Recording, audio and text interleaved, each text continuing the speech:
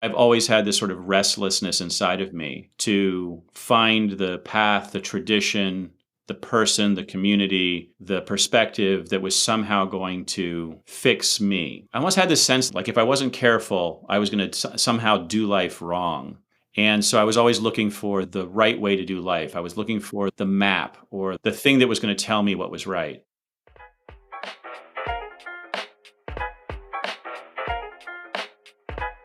Hey, I'm David Elikwu, and this is The Knowledge, a podcast for anyone looking to think deeper and work smarter. In every episode, I speak with makers, thinkers, and innovators to help you get more out of life. This week, I'm speaking with Bob Gower. He's an author, speaker, and consultant, and we had a really interesting conversation about group dynamics. We started off talking about cults and the way that we form our identities, both as individuals and as groups. And then we were talking about cults of leadership within startups. So we touched on Theranos and Uber and WeWork. And then we talked about what it takes to bring great teams together and help teams to collaborate. And Bob shared some thoughts from his book, Radical Alignment, on how we can lead more effectively. So I really love this conversation. I know you will also. You can get the show notes, transcript, and read my newsletter at theknowledge.io. And you can find Bob online on LinkedIn at Bob Gower and on Twitter at Gower_Bob. If you love this episode, please do share it with friends and strangers. And don't forget to leave a review wherever you listen to podcasts, because it helps us tremendously to reach other people just like you. Okay, let me set the stage. We had a conversation the other day. I don't remember exactly all the questions I was asking you. We both run courses, and we were talking about the synergy in terms of my courses on helping people to take their careers to the next level, but largely from mid-level to getting towards senior level. And your course is for senior leaders. So it's kind of like I am teaching the people that will end up being in your course. And you were telling me about some of your background, which is what I want to get into today. And you were sprinkling in all kinds of like random things. At one point you worked with newspapers, and then at one point you joined a cult. That part hasn't left my mind since the conversation that we had. So I hope you don't mind me asking you to dig into your background as a whole. And yeah, where would you say things began for you? Yeah. So, I was raised in the suburbs of Philadelphia. They're upper middle class suburbs. The community I was raised in actually has, how to put it, it's a very class conscious community. And we were not of the upper class in that community. So we were middle class, even upper middle class. But it's a community that has, at least at that time, it still did the sort of the debutante ball thing where women would be, they would come out, they would be presented to society at like 15 or 16. There was a social register, so you know who was who. And in my neighborhood where I grew up, there were, people who were running large corporations. There was even a purported mafia boss who lived in my neighborhood. This was Philadelphia in the 70s, so the mob was still a big thing. And actually, the government there was in Philly was very much still controlled by the mob, and certain industries were at that time too. So it was a very sort of colorful area and an old Italian neighborhood. But my mom was from West Virginia, which is an impoverished area. She was wealthy in West Virginia. She came from a family of basically hillbillies, right? So her family had been coal miners and all of this. And her father had managed to kind of get out of that by becoming a dentist during the First World War. And then my father was raised without a father in coastal North Carolina. And so he was also raised in poverty, and his generation was the first to go to college. So it was very much, my parents had me late in life. So even though I'm a Gen Xer, they were more World War II, sort of what they might call either the greatest generation or the silent generation. So it's sort of an odd world to be born into, I suppose, right? There's a lot of social upheaval. I was born in 1965, a lot of social upheaval in the 1970s. And then my parents were both conservative, but also encouraging of me to be myself. My dad had been in the military, and he definitely didn't want me to go into the military. And he definitely wanted me to kind of like be myself. So I grew up as this sort of like liberal hippie in the midst of, like conservative, like I worked at a recycling center. I wanted to do good. I wanted to make the world a better place. I was interested in Eastern religions. I took Tai Chi classes in high school, right? So I was this kind of like I felt sort of like an odd misfit in that area. And like many people, I think I just couldn't wait to leave. And I'm still surprised when I know some of my best friends from high school stayed. And I'm like, how did you stay? Of course, they're retiring now, really wealthy, and I'm still doing my thing. But yeah, but it was it's sort of a very interesting world, I think, to grow up in, and one where I learned to spot hypocrisy at a very young age, because I would see people who I thought were doing really bad things for their work come to church each day and then sort of like pray and you familiar with the prosperity gospel, basically, that says if you do good, you will be rich. And which then gets inverted, whereas if you are rich, you have therefore done good. You are therefore a good person. And I grew up around a lot of that, and it just sort of, and I think like that's what Trump grew up in, actually, frankly. And I saw that hypocrisy, and it just annoyed me to no end. And I think, and frankly, it still does. Like I still kind of really deeply dislike the social system of where I grew up.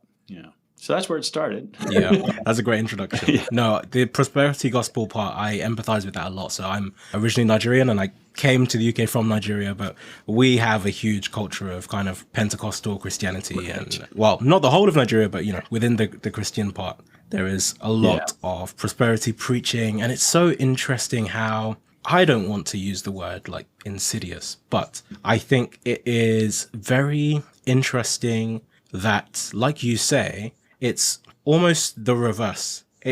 You see far less examples of the people that do the things that they say you need to do in order to get the wealth, and more people that already have the wealth telling you that, oh, this is what you need to do. Yeah. And part of what you need to do is handing over your wealth to them in the promise that at some point later down the line, some of it will come back to you. Yeah. Yeah, it's funny. I see this a lot. This is something I've become very aware of myself, even in myself and in my own attitudes as I've gotten older, because I think prosperity gospel gets then converted into are you familiar with like The Secret and this idea of manifestation and abundance and all of that comes out of sort of the personal development world, which I was also embedded in for a long time in the Bay Area. And, I also studied Zen Buddhism for a long time. Like I was very much embedded in these like sort of like, how do we make ourselves better people world? But then that gets infected by the prosperity gospel idea as well, that, like that. And then being good gets very much conflated with having a lot of money or, like doing well. Right. So, I think that happens in all sorts of places. Like also like thin people, and fit people are seen as somehow morally better than people who struggle with their weight or their, or who consider themselves fat, and whose society has, and the same is true of, I think, racial distinctions and gender distinctions and all of these different things. But to my mind, most of that comes down to luck, right? And so like I feel like I had the good luck to be born into a wealthy family that valued education and that messed me up, but didn't mess me up so much, right? Like I didn't get so messed up that I ended up, I had my share of childhood trauma, and I have certainly a strained relationship with my family. But I also managed to. It was something that didn't take me down. I've seen people's family systems really, really kind of like hurt them over the course of their lives and set up patterns that were unhelpful. But again, I count this as all a lot of luck on my part. It's not that I haven't worked hard. It's not that I don't continue to work hard. But from the place from which I work is a place from which I can have an impact, right? It's much easier. I'm a tall, white male who's able-bodied. I'm cisgendered. I grew up, I can easily sound like I belong in most sort of executive boardrooms and other places. I understand the language. I look like I belong. I look like, and I don't ever have to like worry about that thing. I still have to show up and work once I get there, but I honestly feel like I don't have to work quite as hard sometimes to be as successful. And sometimes that has even worked against me, right? It's made me not try so hard in some things as well. What do you think it was that made you able to pull away from the potential trappings of your background? I almost don't even feel like I had a choice, and maybe it's some degree of luck. I do feel like I've always been kind of a sensitive person, right? Like, so when I would see an animal hurt, or when I would see, I felt it very deeply, and I'm aware that maybe that's almost like a neurological disposition, right? That I just sort of happen to like, empathy is a thing that sort of is more available to me. And I also had a very strong sense of fairness, I think, from a young age. And it really, really upset me that, people in other parts of the world or even other parts of my town didn't have the same opportunities or the same access to resources that I did. And it's sort of, I always had this like sort of deep sense of injustice, right? That the world is this unequal, unjust place, and it shouldn't be. And I don't, and I don't have like a theory of justice. I went off into college and I studied Rawls. I studied, I studied philosophy and sort of like looking at different theories of justice. And so I have now I have a little more language to put around it. But I honestly think when you like, I've always cared about making the world a more equitable and more sustainable place, right? Because I grew up thinking about, actually at a young age, this is a sort of formative memory of mine. If you have you ever heard of the 3 Mile Island nuclear accident? It was 3 Mile Island. Yeah, I think it may even still be active. It's a nuclear plant near Harrisburg, Pennsylvania, which is far from where I grew up. But that weekend, I was supposed to be with the Boy Scouts hiking nearby, and so we actually had to cancel our trip because there was this potential nuclear accident. There was a sudden release of radiation there, and that was at like just the right age where I was like, well, wait, what is nuclear energy and why is this dangerous? And then I became sort of like this was the 80s or the late 70s, early 80s. So I became very interested in like sort of the environmental impact of things and the social impacts of things. I sort of tried to understand capitalism and like why do some people have more and some people have less?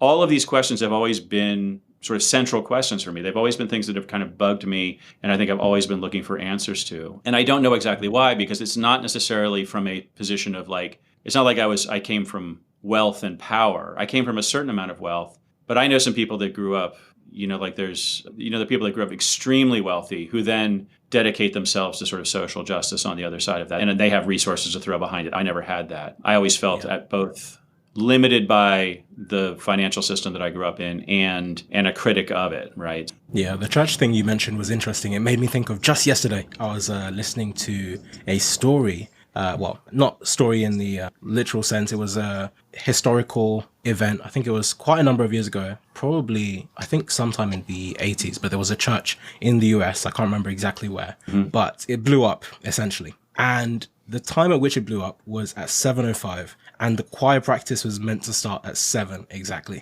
So the church was meant to be filled with about like 30 plus people, and every single one of them was late by some stroke of luck. Just a complete miracle. Every single person was late, and they all had their own individual reason for being late. Some people, maybe they were reading, some people lost track of time, but it was just incredibly interesting, that coincidence. And what I find interesting, tying that back to your story, is also that I think it's interesting how some events can happen in our lives and people can take almost striking point in very different directions. So there are some people that can see that happen and say, wow, this was the hand of God. Everything we were doing must be right. We must go even further in this direction. But for you, in your circumstance, it's also a point where you say, okay, hold on. Why did this happen? What were the causes? What might we want to look closer at and deeper at, and what maybe should we change to avoid ending up in that kind of situation? Because I think the reason why this church blew up in this scenario was, I think, something to do with carbon monoxide. They were just releasing some gas inside the church, and I don't think it actually led to any kind of change. I didn't see anything about like policy change or anyone investigating the cause in serious concern. It was more about this miracle and this fantastic thing that happened, which is why we should continue exactly the way that we were doing things. I was just thinking, I was listening to something yesterday about, I think it was Daniel Kahneman, who wrote Thinking Fast and Slow. He won the Nobel Prize for something a few years ago. Anyway, he talks about like the uses of intuition, and that if we use intuition to make decisions, like our feelings, we will almost always lead ourselves astray because we're going to mistake correlation for causation. And I think that's sort of an example of that, right? That kind, and I don't want to diminish anybody else's faith at all. I'm not here to do that, but I will say for myself that I spend a lot of time in these, let's call it alternative and wellness spaces and yoga spaces and meditation spaces. And there's a lot of sort of magical thinking that invades those spaces, right? And so we end up thinking, well, I have this intuition about this thing, therefore that thing is right. I can't tell you how many people have told me about myself, right? And I think it's pure projection most of the time. And I've done it to other people as well. I was like, I'm sensing this from you, and therefore this is happening. But I think what I've gained real appreciation for the older I've gotten is like just kind of like how little I know about myself, how little I know about the world, how little I know about like what will actually have the impact that I want it to have. If I'm working with an organization, sometimes it's the smallest thing that has the biggest impact, and for good or for bad, and I can't even intuit that, or I can't see that ahead of time. And it's really created this kind of humility in me. I hope, anyway. He says, I'm so humble. I'm like the most humble person now ever. But I do have this sort of sense of like, I don't really know what's going on most of the time. Like I try to like approach the world, and I find that if I approach problems from that space, I just tend to do much better. Sure. Yeah, I completely agree. And I know you mentioned before about you getting into this wellness space and all of the positive affirmations, a lot of that kind of thing. And then also you going to Japan, I think, and looking into Buddhism and a lot of other things. And the question that I'm interested in is, what was this a case of, were you running to freedom or away from freedom? And to paraphrase where I'm getting that from, so Eric Fromm is a psychologist, and he has a great book called Escape from Freedom. And what he talks about is that there's two types of freedom. And sometimes we're looking for freedom from, so freedom from the things that we feel are imposed on us. And sometimes we're looking for freedom to, in terms of freedom to do other things and to explore a lot further beyond our current constraints. Yeah. So what do you think that was? Yeah. It's interesting. I think sometimes you think it's one and it turns out to be the other. And I'm trying to remember, like, I was actually phrasing this to myself the other day. I don't think it wasn't quite in like Fromm's framework. It was more like thinking about, you're familiar with Ernest Becker and The Denial of Death. It's this wonderful book of philosophy where he basically says, everything humans ever create is because we're afraid of dying and we're trying to create something that's going to last beyond us. So any book I write or any money I amass or anything I do. And I feel like I've spent a lot of my life, I'm going to answer it in my own way, and maybe it'll fit with the Fromm framework and maybe it won't. But like, I feel like there's been a lot of times in my life when I've been trying to, let's say, actually, it's fun. I'm going to use a very, very solid example. I was just talking to my wife about this morning. So, like any family, especially those in New York City, like we think about money a lot, right? We think about like, can we buy a house now? Can we do can we afford this vacation? Can we not afford this vacation? And we do pretty well financially, but we're far from financially independent and, far from our own interpretation of incredibly secure, right? There's always a sort of sense of insecurity around finances. And one of the things I've noticed is, though, that we are much better now than I was, say, 10 years ago with my finances. Like, I know what I can afford. I know what I can't afford. I know how much money is coming in, how much is going out. I've got really good systems in place. And I also noticed that I tend to buy things less, right? Like I tend to do less impulse buying, because I think in the past what I've done is I will go out and like buy a new pair of sneakers because I want it, because it's going to make me feel better. And I'll kind of ignore the financial implications of that. I'll kind of, because I really want the sneakers because I really want to feel better.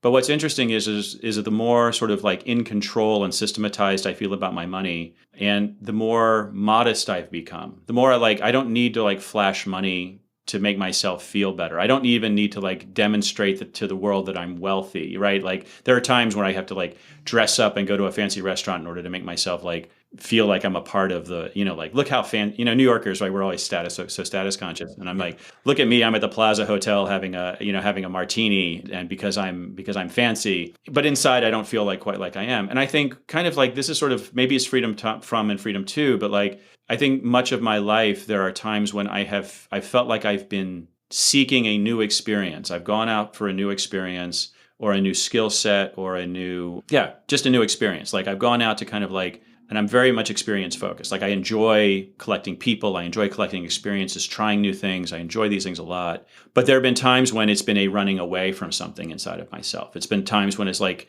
I'm doing this to distract myself from this very uncomfortable thing I'm feeling. And what I find now is that the pandemic has helped, honestly. I developed a kind of stillness because I'm at home so much, and I have a very strong like journaling practice where I reflect every day on my life. And what I notice is that sometimes it's that those sort of quiet practices give me much more real freedom, just like the mundane money practices give me a much more real freedom in life, rather than this illusion of freedom that comes from, going on a fancy experience or having some big distraction come my way. Yeah. I don't know if that resonates at all. I don't know if that fits in the Fromm framework at all. No, it does. Yeah.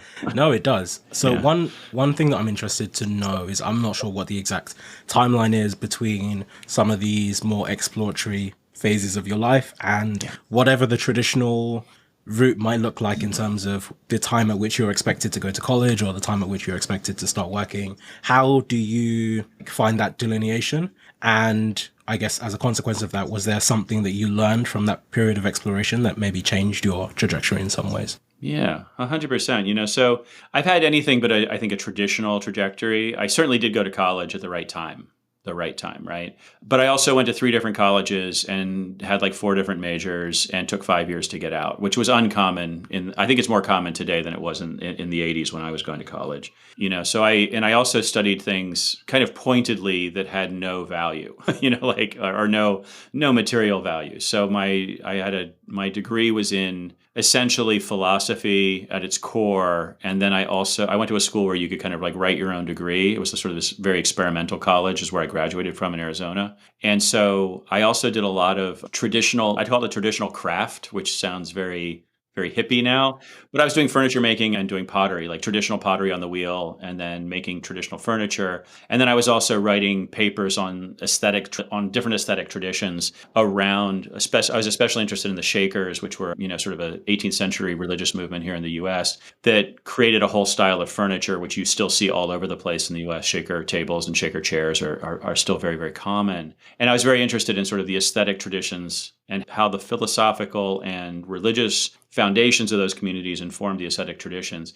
That actually led me into wanting to go to Japan and study Buddhism for a variety of reasons. But I felt like I saw the same thing in Japan, that there was this religious tradition and this cultural tradition around Buddhism that really informed an aesthetic tradition around sort of furniture and architecture, which were the 2 main things I was interested in Japan. So, but I think your question was more about like these areas of exploration and like what they led to otherwise in my life. So I had this sort of intellectual study. I made college work for me. This was the 80s. I was, like if you were interested in money, you were studying finance, real estate, law, very, very traditional, very buttoned up. And I wasn't interested in that at all. So I was like, just even pre-Kurt Cobain, like we were grungy. We wanted to like work in coffee shops, have bands, argue about philosophy in our spare time, and not have any material possessions. Like that was more the ambition of the communities that I was sort of part of. And so then I went to Japan, sat Zen, studied martial arts, also,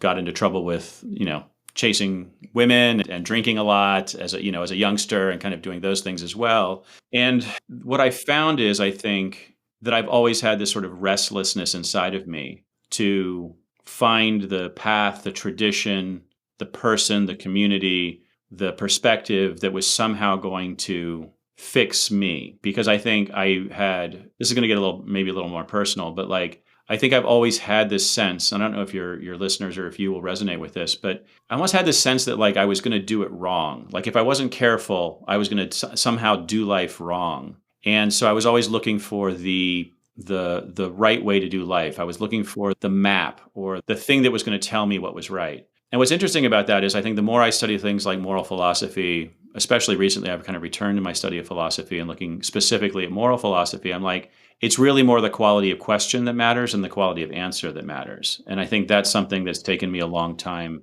And I think a lot of the turmoil that I've experienced in life has been like, finding the answer, committing to the answer, realizing it wasn't the answer, and then moving on to the next thing, right? And doing that again and again. And now I've just realized, like, now here I am in my mid-50s, and I'm like, I think I'm just much more comfortable with life doesn't always have to make sense, and there's always going to be some questions, and you're always trying to just kind of do the best you can, given where you are. And in many ways, like, that's the human condition. That's life. Everything else is just sort of like a trapping on top of that. We just got very philosophical, I think. No, I love it. Honestly, I think so much of what you just said was perfect because it lines up with so much of what I think personally, even some of what I talk about on my course and in my newsletter is this idea of maps. And it's so interesting because I think it intertwines with quite a few things. But one is that there's this perception of time, that we're kind of born and it's almost as though we are on a conveyor belt that is speeding us slowly or quickly towards death, however you feel about the speed at which you're moving. But we are so concerned with making the right choice and making it at the right time. It's like, oh, I'm at this point in the conveyor belt. If I don't make a decision, if I don't take this turn on the highway, I'm going to miss it. I'm going to miss whatever the destination is. And you don't know what the destination is because you haven't gone there. But we feel as though if we don't make the right decisions and we don't make them at the right times, then it's almost like we'll never be able to find it again. And we become very obsessed with this idea of maps. I think we look around us and we build maps of the world based on what we see of other people. And I talk about this idea of everyone around us being like data points that help us figure out our place in the world and understand what the world, what our conceptualization of the world is. And I think the mistake is relying on maps instead of trying to find a compass and trying to find a means of navigating that helps you directionally, but is not concerned with telling you exactly where to go. Because I think the issue with trying to find exactly where to go is that typically you're following the paths of other people, giving you their advice from their own position. And there are so many other nuances, so many other variables that may have impacted their trajectory that won't apply to you. And so yours might still be different. And human life, as you know, is so impossibly complex that it's really hard to unravel all of the different variables that play a part in setting you on a particular course. Like, even if, for example, when I think about the question of, oh, if you could go back, would you do everything again? In some ways, absolutely yes. In some ways, probably no, because I could not guarantee with any element of certainty that if I did every single decision that I've ever made, I would have the same outcome. I probably wouldn't, because so much still changes. And also there's so much that is outside of your control at particular points. And I think all you can do is just, one is maybe gather as many data points as possible and try and understand where you are in the world. And then just have a strong sense of direction that propels you in some direction with a certainty of who you are and how you want to act in that environment. Yeah, there's a writer and researcher named Susan David who wrote a book called Emotional Agility. I don't know if you're familiar with it. I think she's got a new book coming out right now too. But one of the things she talks about is like you use your values as your direction point. And, you know, like you lean into discomfort and complexity. And you also use your emotions as data points as well. Like sort of like what angers me, what excites me, what upsets me. But she always points out that like emotions are data, but they're not directions. Like you can't, you know, it's like just because something pisses you off doesn't mean that it is something that you should be pissed off at. And it doesn't, you know, like that could be as much about you as it is about the thing. And so, but yet ignoring your emotions and saying emotions don't matter and trying to be a purely rational human is also going to lead us in the wrong direction. I'm really fond of the work of Antonio Damasio, who wrote a book called Descartes' Error. He's a neuroscientist, and he does a lot of stuff around emotion and the way emotion sort of constrains. Like he has this idea, and it actually corresponds to some cult research. Well, actually, I'll start with the cult stuff. So like when you look at cult members, what's often very interesting is like, let's take a cult like the Rajneesh or Osho cult, which was kind of the wild, wild country. They made a movie about or a series about it on Netflix. It was a cult that I had interactions with long, long time ago, though I was never a part of it. I never went to their events, but I knew many people who were part of it. What you saw there was you saw people who were very wealthy, very accomplished, and very intelligent all become a part of this kind of crazy cult. And what Damasio would point out and what cult researchers point out is what happens is our emotions can kind of constrain our intellect to only operate within a certain area. So you can still be a great lawyer, but it's constrained within this idea that my leader is an enlightened being who is going to save the world. And so like that becomes the container within which my intellect operates. And I think we all do that to greater and lesser degrees, depending upon the groups we're part of. And so I love the way you're describing your orientation towards the group is that like they're data points that I'm using to do my own wayfinding, to navigate my own way through.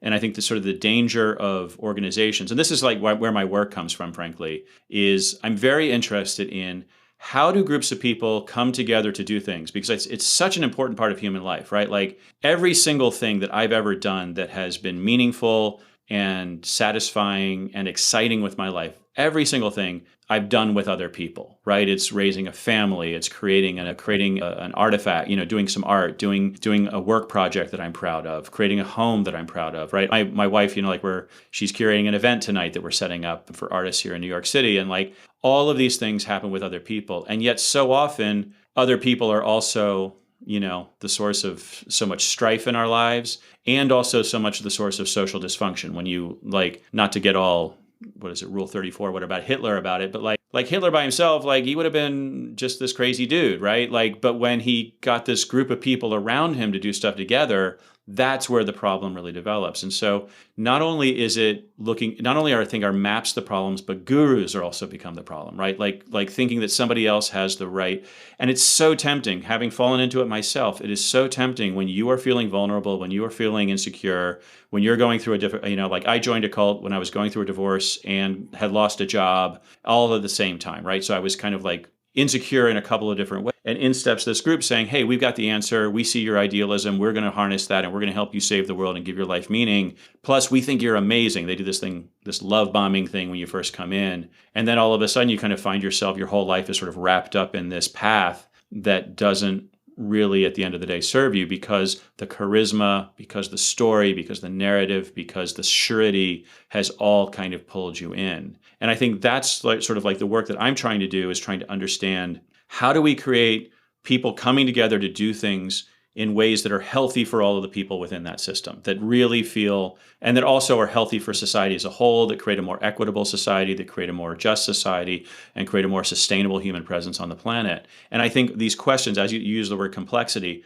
these are very, very complex questions, right? Like, because I've seen really great teams do really horrible things, right? And at the same time, I've seen really, how to put it, like really dedicated people who are like at their core trying to do something really good in the world. And then they create a nonprofit, which is this very, very toxic workplace and has all sorts of like crazy stuff going. And so I see this all the time. And so like what I'm trying to understand is like, how do we come together? How do we actually leave the world a little bit better than we found it? And how do we do that together without stepping on each other, without hurting each other in some way? Yeah, you touched on something which I find really interesting, which is essentially the power of groups. And it made me think about Tim Urban, who you've probably come across, who's a writer on the internet. And I was listening to something he said inspired me to write something else, which is essentially just about the fact that on our own, as individual humans, we're actually so useless, particularly now. And thinking even back to what you were talking about before, about, this idea of working with your hands and building things and all the impact that has and how much of that we've lost. And so Tim Urban had this example that he used, which was essentially that if, some kind of witch or an alien decided to magic away everything that we've built, everything that humans have built, and we were just here, wherever we currently are on the earth, with just our, just completely naked, with no clothes, nothing, no machinery, nothing. Could we build a pencil?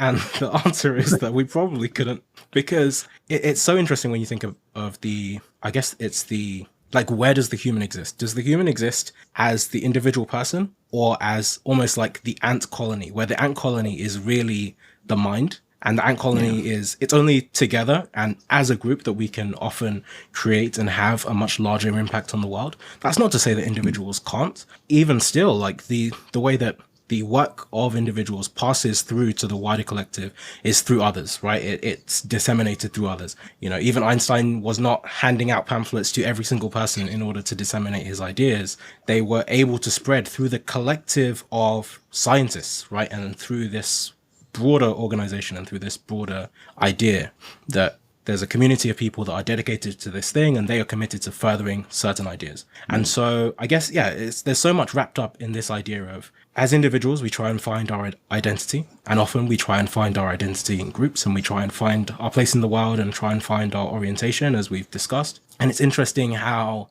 through the power of groups, it can be for positive and for negative. And I think I'm really glad that you highlighted that, because I've probably spent less time thinking of the negative side, but I definitely think, there's the positive side where through the power of groups, we have this power to create and we have this power to do all kinds of things. Like going back to the example of the pencil, what stands out so much about that is that it seems ludicrously simple. Like the pencil is one of the first things you see drawn in children's books. But when you think about everything that goes into it, you're cutting trees and you're sanding it down and you're filing it, all of these things. You're getting lead from the earth, or I don't think they use lead, graphite from the earth. Like even every single step, everything that it takes to do all of that, you have to get rubber. I'm not sure where they get the rubber from. Is it rubber plants, or is it some kind of something that we make chemically now to approximate rubber? So there's so many things that no one person could do, but as a group we can. But then on the flip side, you do have this perhaps destructive power where in trying to find yourself in the group, you can lose yourself to the group and you can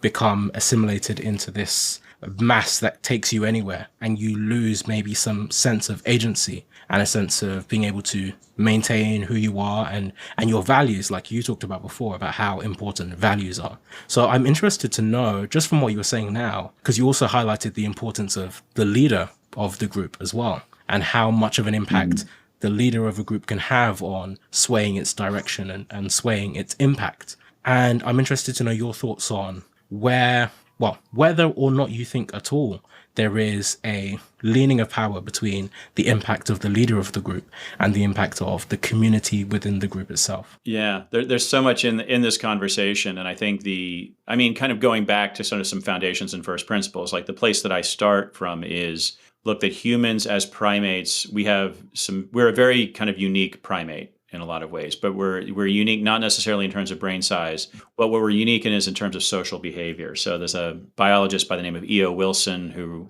he was an ant biologist. Actually, that was his main focus. But he wrote a book called The Social Conquest of Earth, where he looked at humans like, in groups, we are super powerful, to Tim Urban's point, right? That in groups we're super powerful, but as individuals that we tend not to be. And he points out that all other species that have the level of sociality that we do tend to be hive insects or siblings. Like the idea that if we're walking down the street and we see a baby carriage rolling into traffic, that we would jump out to save that baby, even if we had no idea whose baby it was or whatever, right? If we saw another human, especially an innocent, especially a young innocent in distress, that we would risk our own lives in order to save that. And we would be counted as heroes if we did. Can you imagine, like, you walk down the street, you see this baby carriage, you jump out into the street, you push it out of the way, you get killed. Like, there's going to be news stories about you. There's going to be, like GoFundMe campaigns for your family. There's going to be like we're going to hold you up as a hero because you sacrificed yourself for a member of the collective. That is very unusual. As a matter of fact, no other primate would do that. Every other primate would eat the baby or ignore the baby. Chimpanzees are notoriously sort of violent in this way, and it's kind of gross. So I kind of start there. And so what you're setting up, I think, one of the core moral dilemmas or the core ethical dilemmas that we have as humans, which is the me versus us, right? So it's sort of like, and I think we contain both, right? Like this idea, and I'm an American, so I come from a highly individualistic rather than a collectivist society where libertarianism and this idea that it's all about my freedom from constraint is how freedom is defined, actually, in the U.S., rather than sort of a freedom to do things. So we are not committed to providing a basic level of resources to all our entire population. What we are committed to, apparently, is providing maximal freedom from government intervention, government constraint into every member of society, which is often a freedom to starve and a freedom to fail and a freedom to, sort of to create a very, sort of stratified class level society, which is obviously, that's not where I would take things, right? I would actually say, how do we provide a freedom, kind of a base level of freedom? But I think it all goes back to how we behave in groups. What's interesting to me about all of this is that I think it comes down to, when we say groups, I'm not saying like society. I'm not saying the corporation that I work for. I'm not saying the government. I'm saying like my neighbors, like the people that I interact with, my workmates, my friends, my neighbors, the shop owners that I interact with on a regular basis. It's the people that I have direct one-on-one interaction with that I think are the most impactful. And Nicholas Christakis has done really interesting work at the Yale Human Nature Lab, where he'll map that if your friend gets divorced, your likelihood of getting divorced goes up dramatically, right? Just statistically dramatically. If your friend's friend gets divorced, your likelihood of getting divorced still goes up. You don't even have to know who that friend is, even know that they got divorced, but yet statistically speaking, you're likely. So these sort of like these things travel through social networks. And so what I become very interested in is there's a systems theory idea that if you're going to create a large system that works, you have to evolve it from a small system that works.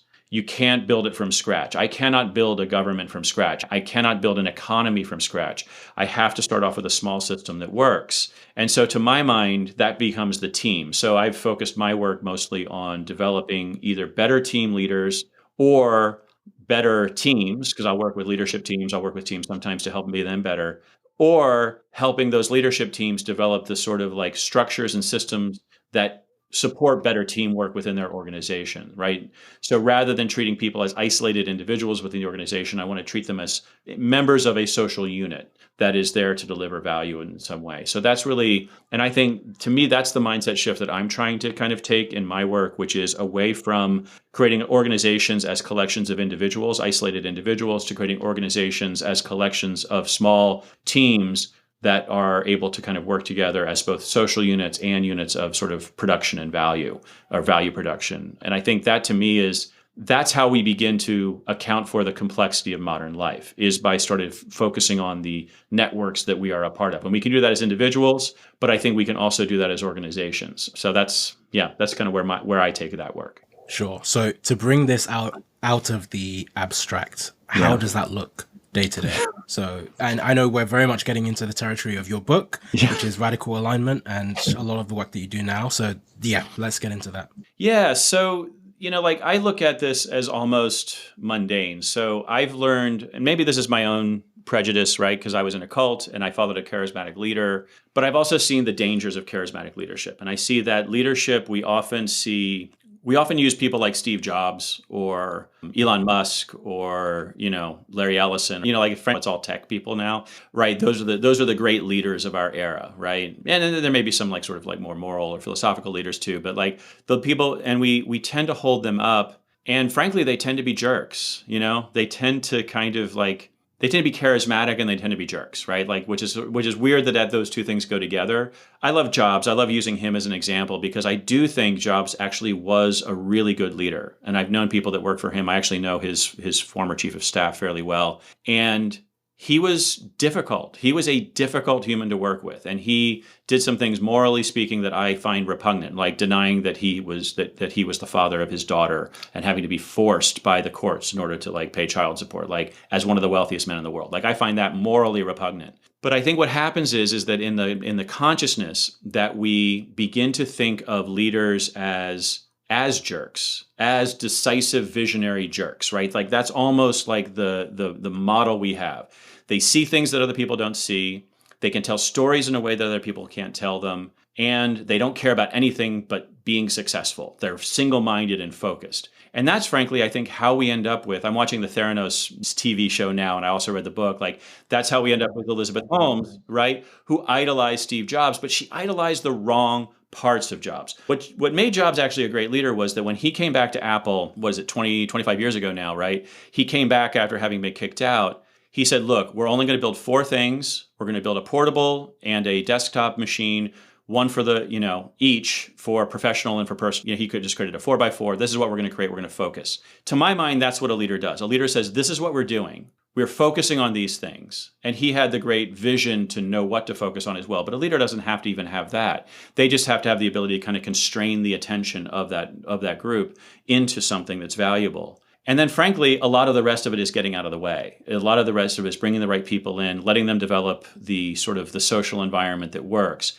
And so when I think of teams, when I think of organizations, I think we have 2 things going on. And these are big things that you can subdivide in a lot of ways. But one thing is we have operational stuff going on. We have to have a vision, a mission, metrics. We have to have some processes. We have to have some tools. We have to have some information. We have to have time. We have to know we're part of the team. We have to meet regularly. These are all very sort of block and tackle operational pieces. And then underneath that is the kind of cultural or emotional pieces, right? Where it's sort of like, we also need to trust each other. We need to respect each other. We need to have a degree of psychological safety so that I can bring out crazy ideas and you're not going to kick me out of the group or fire me because I had a crazy idea or make me feel bad about myself. You're just going to say, Bob, like, oh, hey, I'll take that and I'll do something with it, right? This idea of like, we can have some friction with each other, but it's productive friction because we're sort of arguing and excited about the best way to do things. And I think Jobs actually did that very, very well when you look at sort of the culture that Apple has. It gets a little culty at times, but it's not horribly so.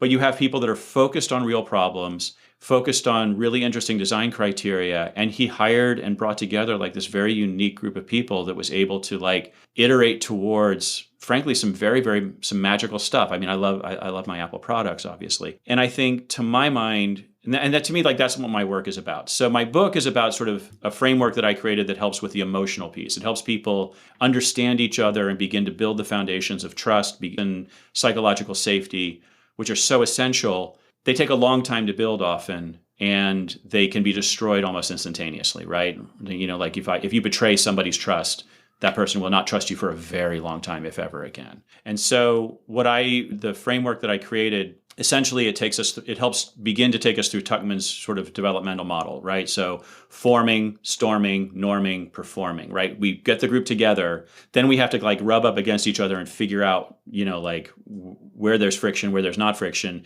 Then we need to develop some norms that help us work together, and only then can we start performing. And so a lot of my work is around that initial stage of a team development where it's like, okay, we're coming together to do something. How do we develop those norms that are constructive relatively quickly, and that also, going back to the me versus us piece, right? Like they don't step on me too much. They actually bring out the best in me. They allow me to actually be me, but they also allow me to be part of the group. And I think it's that, it's sort of that conversation. And then a lot of the other work I do is around the operational pieces or the structural pieces inside of organizations that kind of help support these things. But I think we have to have both. We can't do one or the other. It's not all like trust falls and hugs. It can be that, or it can be what those things are designed to serve. But it also has to be like, well, we have to meet regularly. We have to have good plans. We have to have good tracking tools. We have to, have the right skills on the team and all sorts of other stuff as well. Yeah. So the next question that I want to ask is, what is it that you think that we most frequently get wrong about leadership?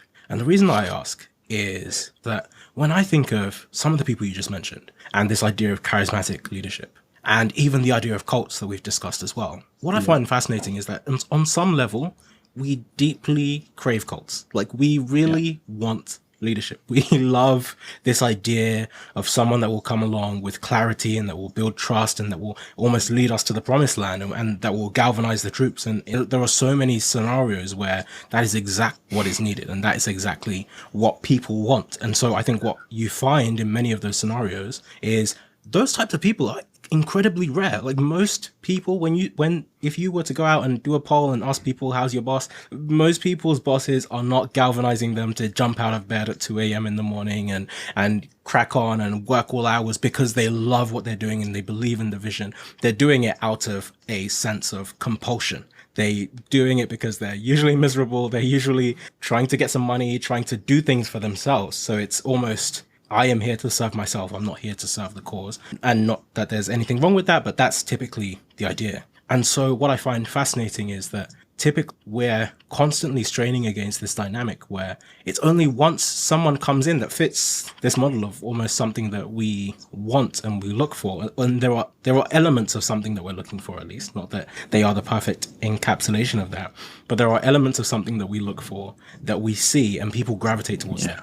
And you see, even with the Elizabeth Holmes scenario, there are people leaving their jobs, discarding members of their family to gravitate towards this light, towards whatever it is that they see in this person. And also the second part is that the love for the person or whatever is drawing you towards the person seems to surpass the love of the thing. Because all of these venture capitalists and people that are investing in Theranos, for example, are obviously in it to make money. They're not in it to make friends. I mean, some people want to have friends, but ultimately you are investing and throwing hundreds of millions of dollars into this company because you want a return. And you're not seeing the return. You're not seeing the return. You're not seeing the machine that is supposed to be doing the work. You're not seeing any of the tangible stuff that you've told yourself that you're here looking for. But because of this person, you are here and you're staying. And no matter what happens, the stories that come out, the rumors and everything that's happening, you stay there. So I really want to understand, okay, one, what is it that makes that happen? And two, what is it that we're getting wrong about leadership where you have such binary outcomes, where you have the 1 in a million where there's someone that promises to take you to the moon and it all ends up being a farce. But then on the other side, there is the mundane swamp of most people's jobs where no one is motivated to do much of anything unless it's putting food in their families' mouths. There's so much in there. I think we have some core psychological needs as humans, right? Like I think we all need to feel a sense of security, which is often represented by money, right? We need to feel like, hey, I'm going to be fed, I'm going to be clothed. Like if I don't have a sense of security, I feel very unstable. Kind of going through Maslow in some way, Maslow's hierarchy. We got to have those base needs taken care of. We also need to have a sense of significance, right? That we are important to a group of people, that we are valued by other people. This is very core. This would correspond kind of the middle, sort of the social needs part of Maslow's hierarchy. And then we also want to have a sense of meaning of our lives, right? We want to have some kind of like self-actualization, or that our life has a purpose, that our life has a meaning. Like these are also things that people really care about. And I think what happens in a cultic dynamic, and I think the two biggest examples I can think of where this is so clear in the last decade would be WeWork and Theranos, right? Both had inspiring, charismatic leaders, people who told stories very well. I think in the case of Elizabeth Holmes, it was a fraudulent story. It was a fiction. I think in the case of Adam Newman at WeWork, it was not fraudulent so much as exaggerated. He was building a business that actually did have some financial, that did have a product. The product wasn't nearly as valuable as he said it was, right, as the story that he spun. But, office space is valuable. It's not going to change the world. It's not going to solve the world's social problems, which is what he was spinning. So what happens is when people use the meaning and the significance, they kind of start at the top. I feel like that's what happens in occultic storytelling is we start at the top. We say, we're going to give you a sense of meaning. We're going to give you a sense of social significance and stories. One way to know that or at least you should have some red flags. If someone is telling you how amazing you are within a few minutes of meeting you, they're probably trying to manipulate you in some way. Like, be really careful around that person. It's something called love bombing. It's something that narcissists do. It's something that Machiavellianists and even psychopaths will do occasionally in order to manipulate people and kind of like bring them into their orbit. And what's interesting about these people is they tend to bring in people who are manipulative, tend to surround themselves with people who are not. They tend to surround themselves with people who are trusting. That then creates this other layer that, like it sort of masks their sort of like kind of cultic dynamic. But what we see in cults often is that people I believe this anyway, all right, this is what I see, is that your needs for security, your more sort of fundamental needs, begin to be sacrificed in service of these more social or these more meaning-based needs. And in some cases, that's not necessarily a bad thing, right? Like if I'm part of a community and, like I think about my family sometimes, like if there was a way for me to sacrifice my life so my wife and my child could live on, I would probably make that choice. I don't say that altruistically. I think that's something that feels right to me. That feels good to me. And it does feel human to me. It does feel real. It does. But for me to sacrifice all of my time and energy and to work at below market rates, which is what happened at WeWork a lot, right? Like people have sacrificed almost their entire lives to work at below market rates to rent offices to other people, right? Like, and they did it because they believed they were changing the world. And you hear Newman use this language again and again. We are the only people who can make the world a better place. We are the only people, like you are the most amazing people. So he's love bombing and doing the purpose thing all at the same time. Meanwhile, everybody's working way too long, getting sick. And as soon as they're no longer useful to the organization is like, get the hell out of here, right? Like the organization doesn't have that commitment to you that they're not even a fraction of it to you that they're asking for from you. So I think about this in terms of what I think of as toxic charisma, right? Like, so the charisma can be great, but it also can be toxic. And toxicity is often defined by its impact. So whether or not you're in a toxic environment, which maybe your listeners might be asking themselves, like, am I working for a sociopath or am I not? I think you ask yourself, like, is it clear the transaction that's going on here? And do I feel like I'm getting a fair share of that? Or am I always sacrificing something for this other story?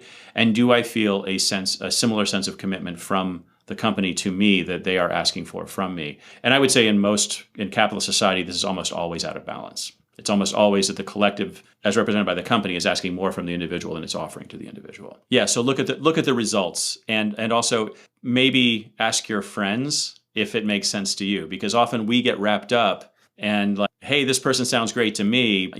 I did this when I met my wife as well, because I had a history of selecting bad relationships. I went around to my friends who I liked, and I was like, what do you think of her? And they were like, oh, she's great. And I was like, good. All right. So the one question that I do want to ask is maybe from the other side of the table. So I think we've largely been talking from the perspective of the individual, the person within the group.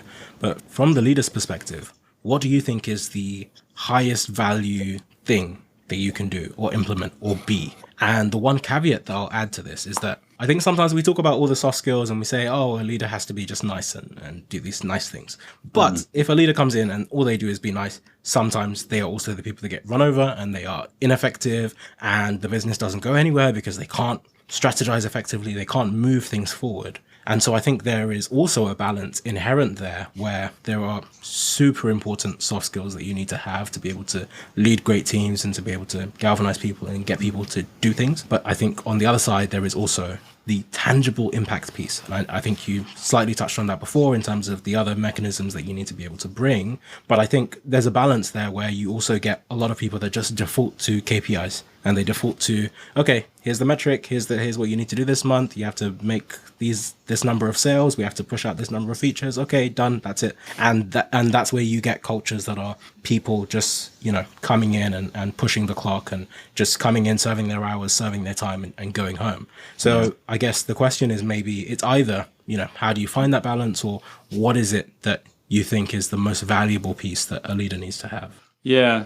So I apologize. I'm going to answer with three things rather than one thing, because I think there's a few. Sure. So the first is the straightforward operational stuff, right? And that's, whether you're using KPIs, OKRs, whatever, like, here's what we're doing, making sure people have the resources, the time, the tools, the information they need in order to do a good job, the skills they need to do a good job, get some retraining if needed. And then also making sure that there's sort of, that you're planning iteratively and you're doing, so people have a sense of direction, and they have the time and work and all the things they need in order to do a good job. So that's like sort of the operational piece. And that's often quite mundane, but it also sometimes takes some time to figure out exactly what those things are. The other thing is, I think as a leader, you want to make sure that you actually care about the people that work for you as humans. And I mean that beyond their utility to you and to your mission. Not that you can't care about that as first and foremost. It's a transactional relationship. People are doing work in exchange for their labor, right? Care about the mission, but you also have to, I think, one of my favorite CEOs I ever worked for, the first thing he said to me is, even in the hiring conversation, he's like, look, we don't expect you to be here forever. As a matter of fact, we expect you to be here maybe at least 2 years, maybe a little bit longer if we're lucky. Where do you see yourself going after this? Like, where does this fit in the trajectory of your life and your career? And I almost burst into tears, I think, when he asked me that question, because I was like, oh my God, I feel so seen and cared for, because I don't have to participate in this myth that the business is going to become my whole life, right? That his business is going to become my whole life. And I felt so respected, and I still just deeply, deeply respect him. So, and that was all that sowed the seeds for us to have a really good interpersonal relationship. It was still a boss-subordinate relationship, and it was never a friend relationship, but it was always a relationship characterized by trust and mutual respect. And it made me very loyal to him in a certain way. And then the third piece is that's a relationship between leader and individual. The other thing I think leaders need to watch out for, which can be much harder, is they need to watch out for the relationships within the team and within the organization. And what I mean by this is Kim Scott, in her latest book, her latest book's called Just Work, and I think she really nailed it when she said there are kind of three kinds of dysfunction, or three sources of dysfunction inside of teams. One is bias, where all of our brains are biased. All of our brains see the world based on our own perspective, based on our own life experiences, based on our own cognitive limitations. We all have biases.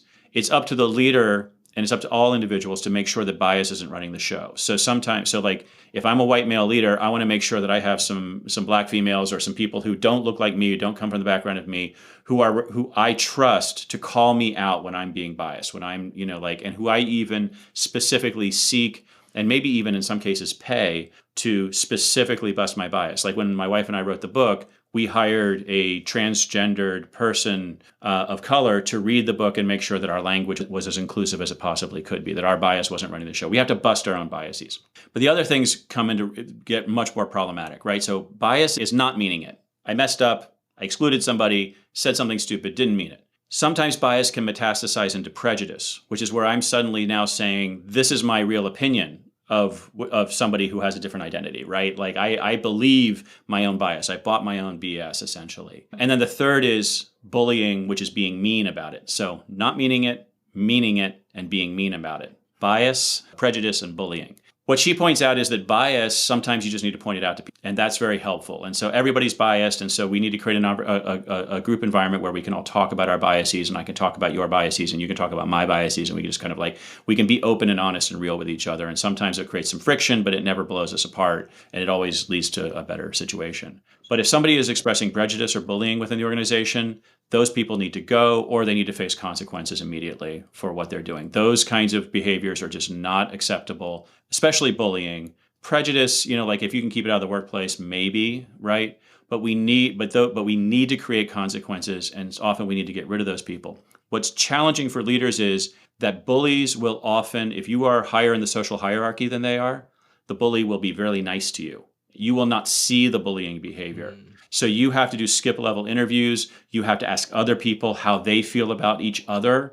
You have to you have to do, there's a whole lot of other stuff you have to do. Bullies especially are very, very good at hiding themselves. And so you have to be really, really, rigorous in your listening techniques in order to make sure that you get these people out of your organization as quickly as you can.